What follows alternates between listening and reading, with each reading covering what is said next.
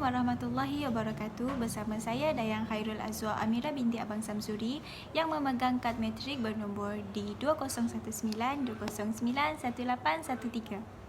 Okey, pada hari ini saya akan membincangkan tentang satu subtopik dalam unit 9 iaitu prinsip penyusunan kurikulum di Malaysia. Okey, seperti yang kita tahu, prinsip penyusunan kurikulum terdapat dua dimensi iaitu dimensi menegak dan dimensi mendatang. Pada dimensi menegak, terdapat dua prinsip iaitu prinsip kesinambungan dan prinsip urutan. Manakala pada dimensi mendata, terdapat tiga prinsip iaitu prinsip skop, prinsip integrasi dan prinsip imbangan. Okey, kita pergi ke prinsip yang pertama iaitu prinsip kesinambungan.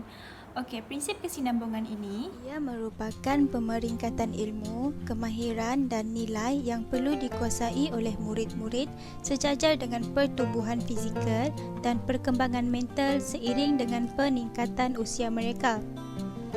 Suatu kurikulum yang sempurna mempunyai kesinambungan yang lancar dengan dimulai peringkat paling asas dan seterusnya membolehkan pelajar mengaplikasikan untuk meneroka pada tahap yang lebih tinggi.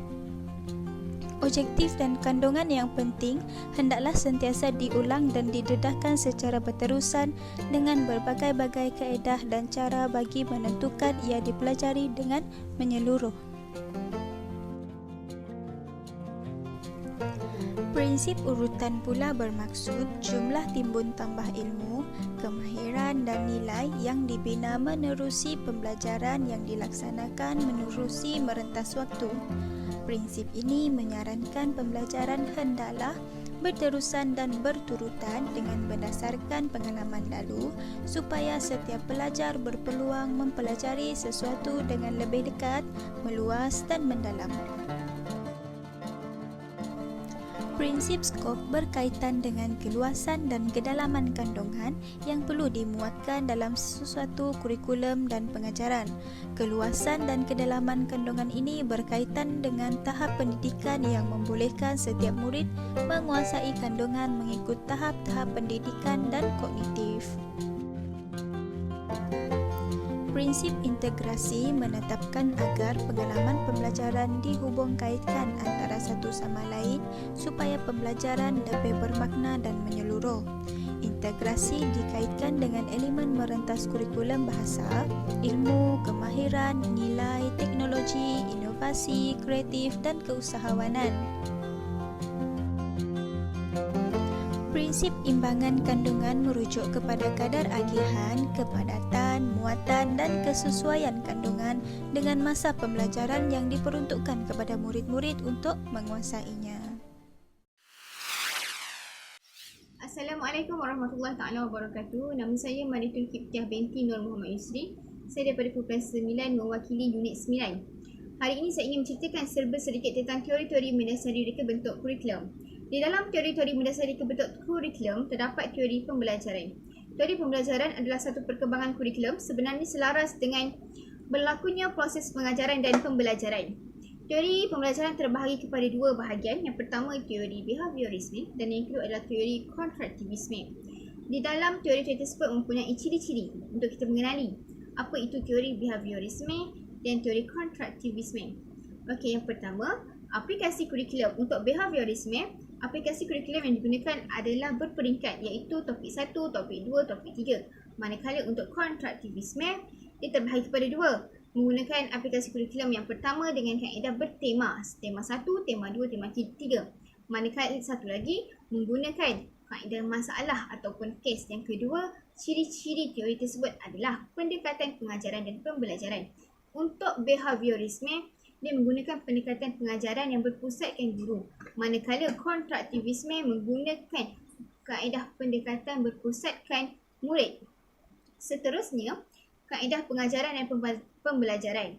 Untuk behaviorisme menggunakan kaedah pengajaran dan pembelajaran masteri, manakala kontraktivisme menggunakan pembelajaran berasaskan kurikulum. Dan untuk aplikasi kurikulum yang masalah dengan kes menggunakan kaedah pembelajaran berasas masalah dan kes. Dan seterusnya, ciri-ciri untuk mengenal pasti teori-teori tersebut adalah pengajaran guru.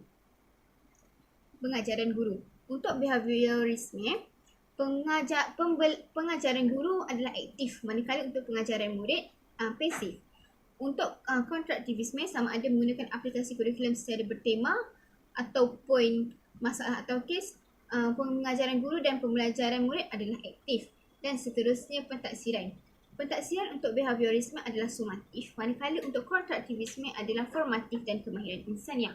Dan seterusnya peranan guru. Untuk behaviorisme adalah pakar rujuk, sebagai pakar rujuk peranan guru ini. Dan untuk kontraktivisme yang menggunakan aplikasi kurikulum bertema, guru adalah sebagai facilitator. Manakala untuk masalah ataupun kes, guru sebagai pengarah. Dan seterusnya orientasi kurikulum.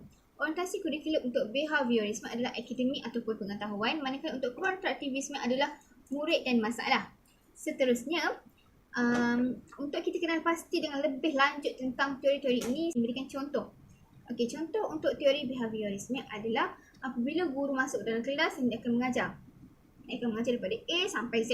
Sebab itu, di dalam ciri-ciri untuk mengenal pasti teori behaviorisme, guru, dia berpusatkan kepada guru. Dan pengajaran guru aktif, tapi pembelajaran murid pasif. Sebab guru hanya menyampaikan dan murid hanya mendengar sahaja dan ambil apa yang guru sampaikan. Untuk teori kontraktivisme, dia berpusatkan pada murid. Dia ada dua bahagian. Yang pertama bertema dan yang kedua masalah atau kes. Contoh untuk bertema, guru sebagai facilitator. Contohnya pelajar-pelajar, guru beri tugasan atau guru mengajar. Contohnya ada satu program yang memerlukan guru mengajar. Contohnya murid-murid ingin berkayak. Guru mengajar. Okey, cara ingin berkayak adalah begini.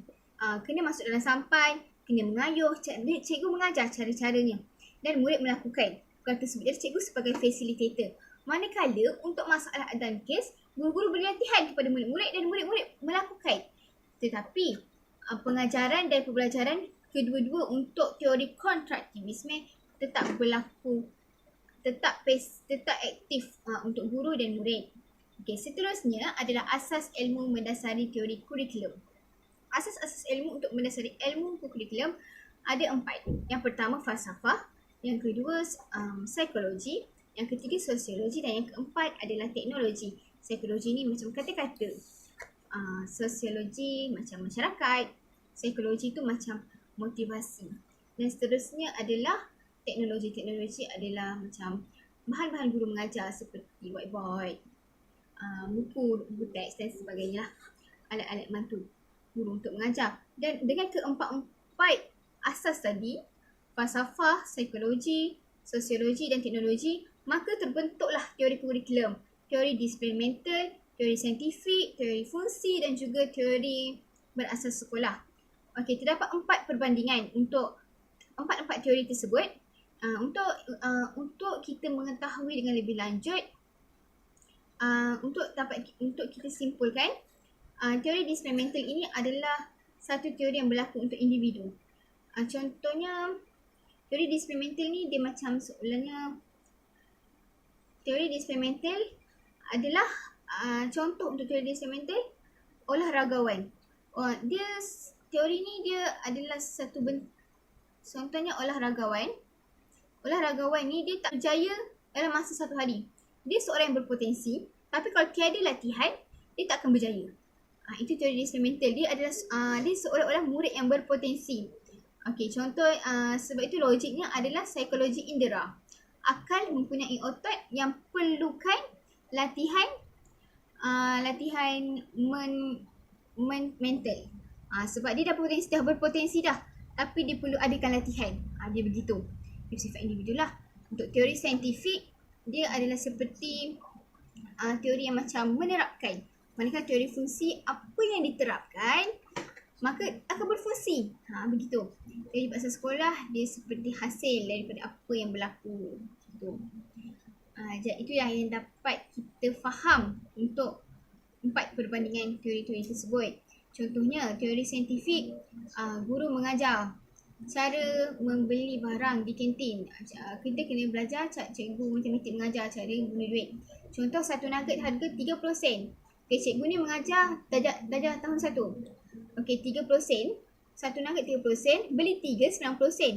Pelajar membayar RM1 dan cikgu mengajar. Cikgu ajar, okey, bayar RM1, dapat baki 10 sen. Nanti dekat tahun 3 dia dah tahu dah. Dia dah tahu dah cara untuk membeli barang di kantin. Jadi itulah dia teori fungsi. Tadi teori saintifik, bila cikgu ajar, dia dah faham, dia menggunakan, dia praktikalkan masa dia ada 3 tu. Fungsi lah. Saintifik dan fungsi, dia pakai rapat. Jadi itu sahaja untuk penerangan saya tentang teori-teori mendasari reka bentuk kurikulum. Assalamualaikum warahmatullahi wabarakatuh.